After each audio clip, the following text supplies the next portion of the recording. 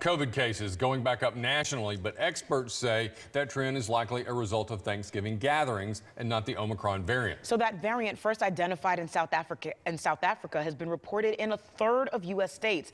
The virus has been reported to be especially contagious given the rise in case rates in South Africa.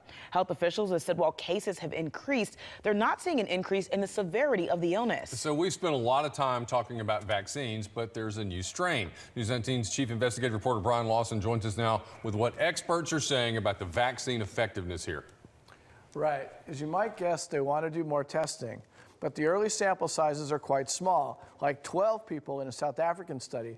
But it appears 2 doses of the Pfizer vaccine will not be as effective against Omicron as other variants. But according to Alabama Department of Public Health's Karen Landers, there are some hopeful signs as well. Persons who had been vaccinated, even if they became infected again, as I said, with the Omicron, that at least they had much less likelihood of hospitalization and poor outcomes.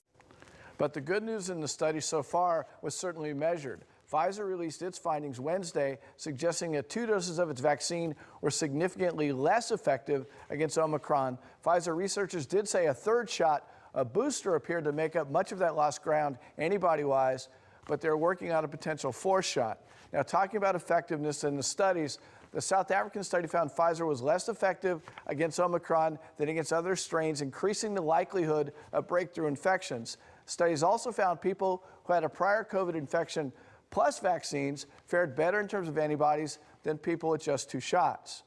2 other notes. Huntsville Hospital officials said this week 80% of its hospitalized patients are unvaccinated.